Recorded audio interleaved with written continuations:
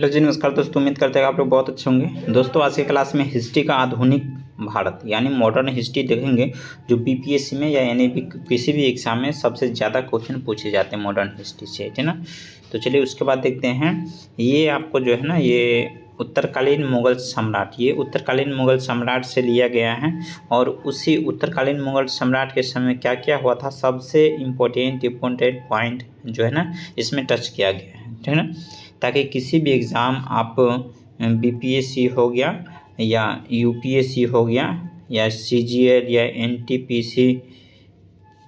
NTPC या railway या banking, किसी प्रकार के एग्ज़ाम की तैयारी करते थे, एक भी क्वेश्चन ना छूटे। चलिए हम आपको इसी प्रकार पार्ट बाय पार्ट सारे वीडियोज़ लाएंगे, आप लोग कंटिन्यू देखते रहिएगा। चलिए उसके बाद पहला देखते हैं कि देखिए, उत्तरकालीन युद्ध में गुरु गोविंद सिंह ने, किसने, गुरु गोविंद सिंह ने बहादुर शाह का साथ दिया था। किसका साथ दिया था? बहादुर शाह। गुरु गोविंद सिंह ने बहादुर शाह का साथ दिया था। उसके बाद देखिएगा, मुगलों के स्वतंत्र होने वाले राज्य एवं संस्थापक जैसे अवध हो गया, सादत खां जो है ना अवध को करवाया।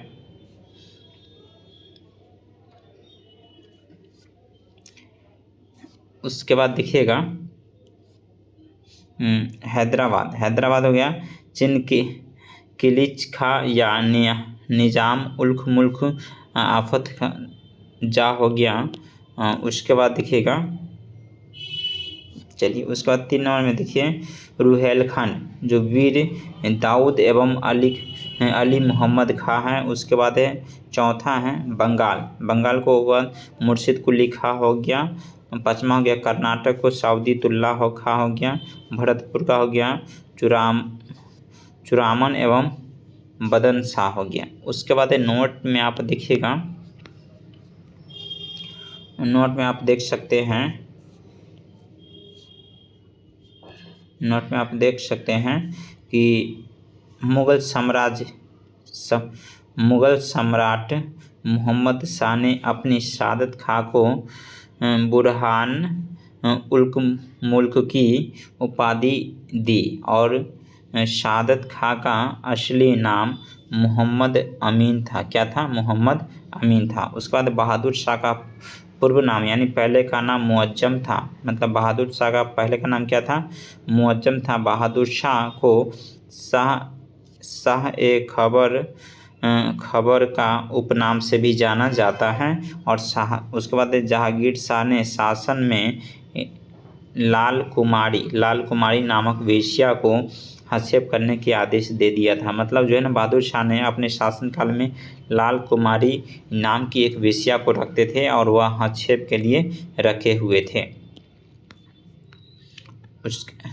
उसके बाद देखिएगा, हस्तक्षेप के लिए आदेश दे रखा था। उसके बाद मुगलकालीन इतिहास में सैयद बंधु हुसैन अली खां एवं अब्दुल्ला खां को शासन निर्माता के रूप में भी जाना जाता था। और जहांगीर शाह को लंपट मूर्ख भी कहा जाता है। किसको?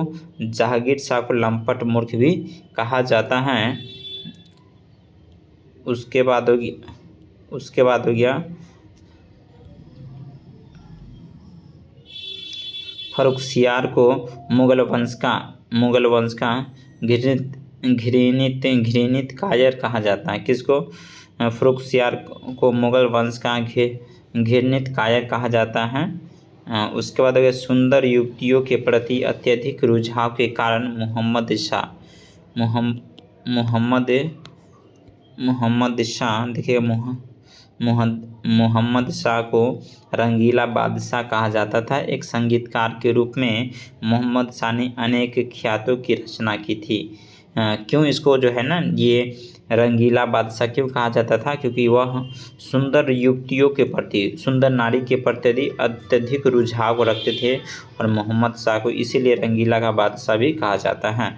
और इसी के दौरान उन्होंने एक संगीतकार के रूप में भी मोहम्मद शाह ने अनेक प्रकार की ख्याति की रचना भी की थी। उसके बाद है तुरानी सैनिक हैदर बेग ने 9 अक्टूबर 1720 ईस्वी को सैयद बंधु हुसैन अली खां की हत्या कर दी। किसको हत्या कर दिया था? सैयद बंधु जो है ना, ये हुसैन अली खां की हत्या कर दिया। चलिए उसके बाद देखिएगा, उसके बाद मोहम्मद शाह के शासनकाल में ही सैयद क्या हैदराबाद के हैदराबाद के ये क्या है, हैदराबाद के चिनकिलिच खाने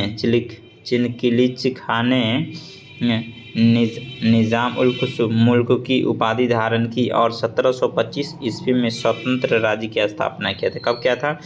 ये 1725 ईस्वी मोस्ट इम्पोर्टेंट है। उसके बाद देखिएगा, थोड़ा सा PDF नहीं दिख रहा है, लेकिन अगली क्लास से आपको क्लियर दिखाई देगी।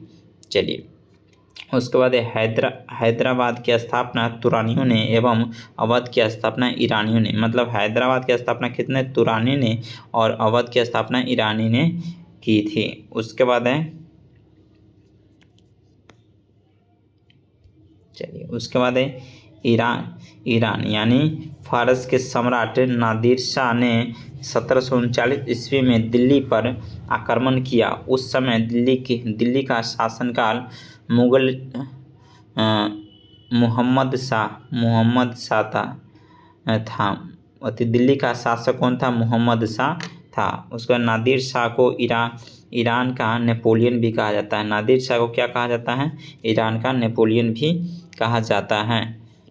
चलिए उसके बाद है, नादिर शाह लगभग 70 करोड़ रुपए की धनराशि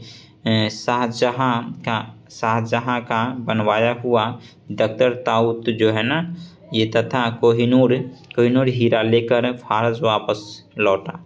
ये 70,000 का जो है ना, 70,000 रुपये का जो है ना धनराशि का जो है ना हीरा जो है ना फारस लेकर को वापस लौटा। चलिए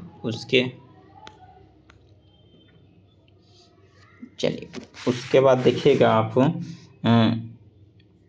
तख्ते ताऊत म्यूरी सिंहासन पर बैठने वाला अंतिम मुगल शासक जो है ना मोहम्मद शाह था। और शाह आलम द्वितीय अली गौहर के शासनकाल में 1803 ईस्वी में अंग्रेज़ों ने दिल्ली पर कब्जा कर लिया।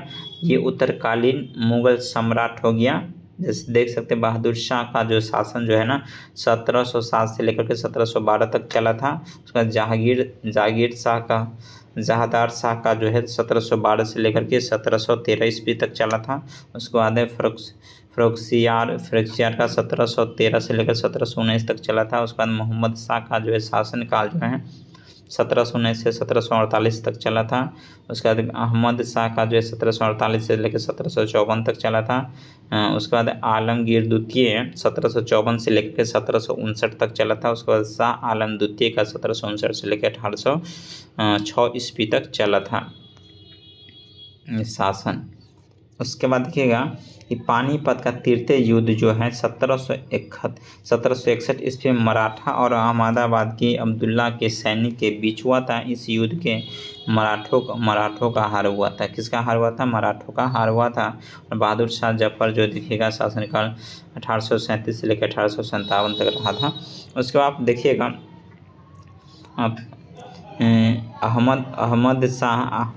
अहमद शाह अब्दुल्ला का वास्तविक नाम जो अहमद खां था, इसने 8 बार भारत पर आक्रमण किया। कितना बार? भारत पर 8 बार आक्रमण किया था। गुलाम कादिर खान ने 1806 ईस्वी में शाह आलम द्वितीय की हत्या कर दी। और बहादुर शाह द्वितीय जफर अंतिम मुगल सम्राट था।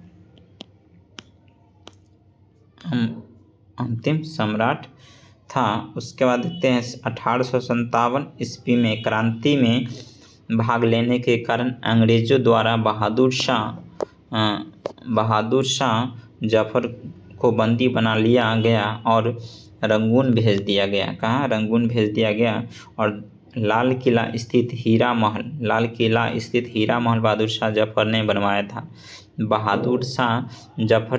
था। लाल किला स्थित हीरा महल, ठीक ना। उसके बाद देखिएगा, मशहूर शायर मिर्ज़ा गलीब बहादुर शाह जफर के ही समय